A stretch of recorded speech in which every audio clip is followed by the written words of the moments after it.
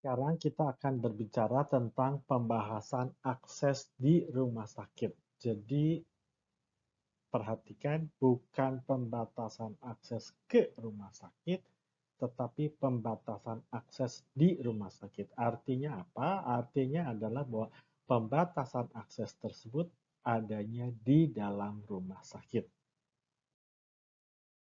Apa yang dimaksudkan dengan pembatasan akses di rumah sakit? Yaitu membatasi masuknya atau kunjungan orang ke suatu daerah atau ke satu area tertentu di rumah sakit.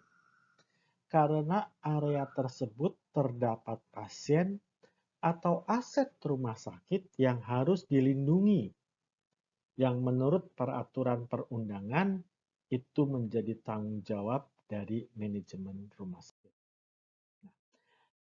Eh, Yang mendasarinya adalah Peraturan Menteri Kesehatan Nomor 14 Tahun 2018 tentang kewajiban rumah sakit dan kewajiban pasien, yaitu ada pada pasal 2 ayat 2A dan yang B, di mana di situ disebutkan bahwa rumah sakit mempunyai kewajiban mengupayakan keamanan dan pembatasan akses pada unit kerja tertentu yang memerlukan pengamanan khusus dan keamanan pasien, pengunjung, dan petugas di rumah sakit.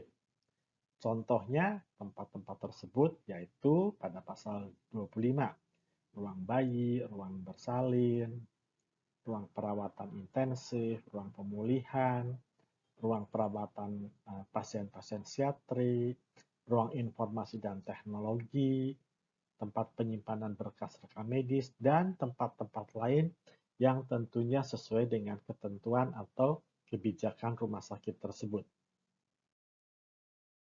Nah, area rumah sakit yang harus diperhatikan. Jadi kita lihat bahwa rumah sakit itu ada 3 area. Ya, yang pertama adalah area publik yang terbuka. Contohnya adalah tempat parkir, rawat jalan, dan ruang penunjang pelayanan, di mana di situ terbuka artinya semua pasien boleh masuk ke sana tanpa pembatasan yang berarti. Ini kita berbicara dalam keadaan yang umum ya. Atau area tertutup. Area tertutup adalah area yang hanya bisa dimasuki oleh orang-orang tertentu, tentunya dengan izin khusus atau dengan pakaian-pakaian tertentu. Misalnya kamar operasi. Kamar operasi itu tidak bisa dikunjungi oleh sembarang orang.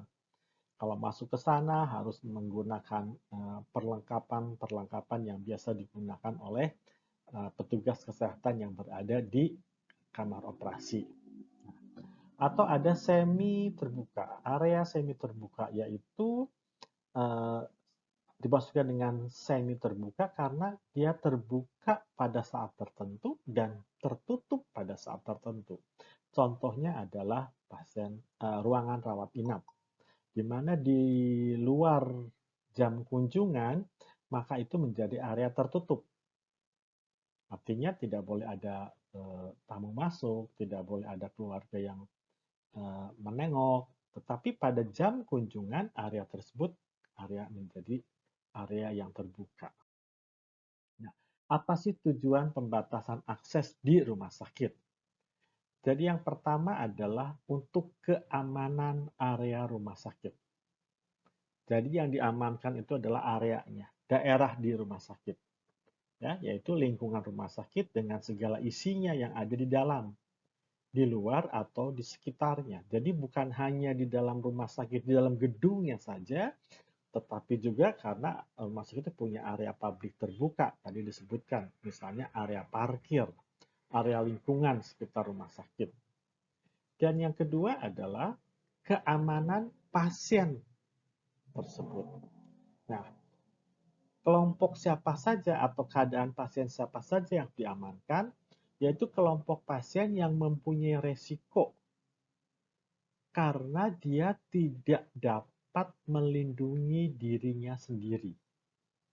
Pasien. Jadi kalau pasien dirawat inap itu ada pasien yang masih bisa melindungi dirinya sendiri, tapi ada bagian-bagian tertentu yang pasien tidak bisa melindungi dirinya sendiri. Ya, Contohnya apa? Kalau contoh keamanan di rumah sakit, tujuannya adalah ya pasien ya pastinya juga ya. Kemudian petugas rumah sakit juga pengunjung rumah sakit yang lain. Dan yang harus dilindungi juga adalah aset rumah sakit. Apa itu aset rumah sakit? Alat kesehatan yang tentu harganya mahal. Data-data rumah sakit, misalnya data rekam medis, data keuangan, dan data-data yang lain. Yang biasanya itu ada kalau zaman sekarang ini sudah semuanya serba digital, pasti ada di dalam ruang server. Ya. Nah, juga yang menjadi aset rumah sakit itu sebetulnya adalah lingkungan nama baik rumah sakit. Karena nama baik sebuah rumah sakit itu adalah aset yang berharga untuk rumah sakit. Dan yang lainnya adalah lingkungan rumah sakit itu sendiri. Nah, caranya bagaimana?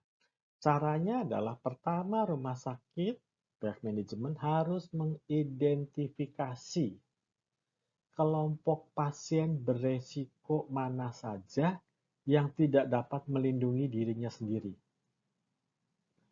Itu untuk keamanan pasien. Untuk keamanan rumah sakit secara keseluruhan, yaitu rumah sakit harus bisa mengidentifikasi area atau daerah yang perlu pembatasan akses. Ya, contohnya misalnya ruang server, ruang rekam medis, atau ada ruang-ruang lain yang menurut manajemen rumah sakit bahwa daerah ini harus dibatasi aksesnya. Akses itu kalau ruang-ruang tersebut bukan hanya dari orang luar ya, tapi juga untuk petugas sendiri. Jadi tidak bisa contohnya adalah ruang rekam medis itu tidak bisa selain petugas rekam medis masuk ke dalam ruang rekam medis. Itu adalah pembatasan akses. Ya. Nah, setelah dilakukan identifikasi, maka berikutnya adalah menetapkan tingkat perlindungannya atau tingkat pengamanannya terhadap pasien dan daerah tersebut. Pada dasarnya semua rumah sakit itu harus terlindungi, tetapi ada bagian-bagian tertentu yang harus mendapatkan perlindungan atau pengamanan yang lebih ekstra dibandingkan dengan ruang-ruang yang lainnya. Contohnya dapur, dapur itu harus punya level perlindungan yang berbeda dengan ruang rawat jalan misalnya. Tetapi dapur juga mungkin tidak seketat apabila ruangan dibandingkan dengan ruang server IT misalnya. Nah, itu nanti dilihat adalah tugas daripada manajemen untuk mengidentifikasi semuanya, kemudian menentukan tingkat perlindungannya mau seperti apa. Nah, contoh resiko pasien yang tidak dapat melindungi dirinya sendiri atau pasien yang mendapatkan perlindungan lebih. Contohnya adalah ibu hamil atau ibu yang melahirkan, anak-anak kecil, jadi bangsal anak misalnya, juga ruang bayi. Nah, ini kan mengapa? Karena anak bayi itu pasti pasien yang tidak bisa melindungi dirinya sendiri. Ibu hamil juga itu tidak bisa dianggap tidak bisa melindungi dirinya sendiri. Nah, kemudian yang berikutnya adalah pasien-pasien yang dalam perawatan khusus. Contohnya, pasien-pasien yang dirawat di ruang-ruang intensif, ya, ICU, CVCU, HCU misalnya, atau pasien-pasien yang ada di ruang isolasi. Kemudian pasien geriatri, pasien-pasien sepuh, pasien-pasien perawatan psikiatri dengan gangguan jiwa, dan juga pasien-pasien yang cacat, ya, pasien-pasien berkebutuhan khusus, dan pasien-pasien dengan tindakan. Maksudnya dengan tindakan itu pasien yang akan menjalankan operasi atau habis dilakukan operasi atau habis dilakukan tindakan-tindakan khusus. Perlindungannya terhadap apa? Mengapa pasien-pasien tersebut harus dilindungi dan perlindungannya terhadap apa? Pertama adalah terhadap kekerasan fisik. Dari siapa? Dari keluarga. Bukan tidak mungkin pasien yang sedang dirawat itu akan mendapatkan kekerasan fisik dari anaknya, dari keluarganya sendiri, atau dari tamu. Tamu maksudnya tamu itu tamu pasien tersebut, ya, atau dari pengunjung lainnya yang tidak ada hubungannya dengan pasien, atau bahkan dari petugas rumah sakit itu sendiri. Yang kedua adalah perlindungan terhadap kelalaian dalam asuhan layanan. Ya, misalnya, karena ini pasien berkebutuhan khusus, seharusnya mendapatkan lebih perhatian tetapi tidak dilayani dengan baik. Ya. Atau misalnya pasien tersebut ditelantarkan. Nah, itu kelalaian dalam asuhan layanan oleh petugas rumah sakit tentunya.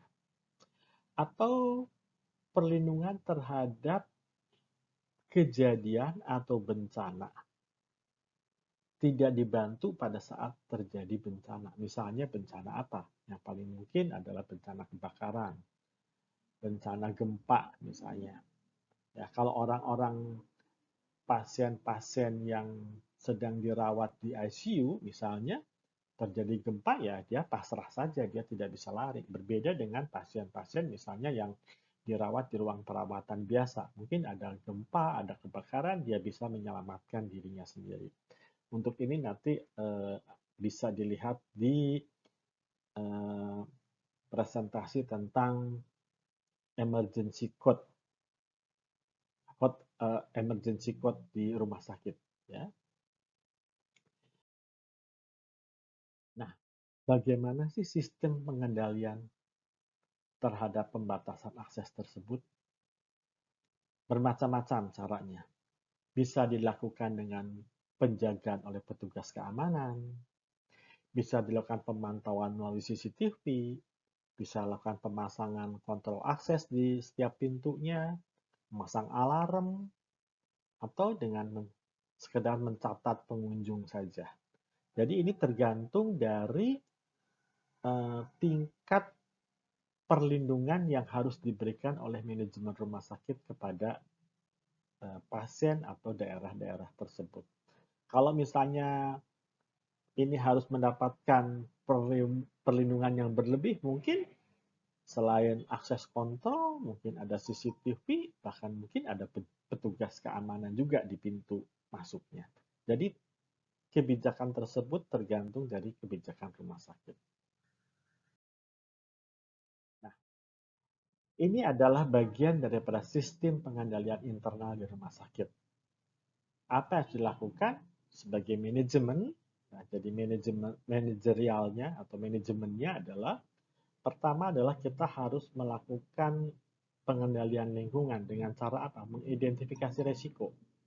Kemudian dilakukan penilaian resiko, ya, melalui resiko intern, ekstern yang mungkin terjadi, apa yang mungkin terjadi.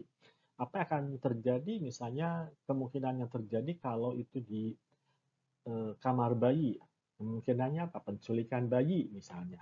Ya. Nah, kemudian dilakukan pengendalian, ya. Kemudian juga dilakukan pencatatan dan tentunya kalau yang namanya manajemen itu pasti ada evaluasinya. Apa yang harus dilakukan oleh rumah sakit menghadapi itu semua? Sebagai manajer rumah sakit, tentu harus membuat satu regulasi. Regulasi itu bisa dalam bentuk kebijakan dan SOP. Setelah itu tentunya ya evaluasi. Nah, ini adalah bagian tugas manajer rumah sakit, tugas manajemen rumah sakit di dalam memberikan pembatasan akses di rumah sakit. Semoga bermanfaat. Terima kasih dan sampai jumpa di presentasi berikutnya.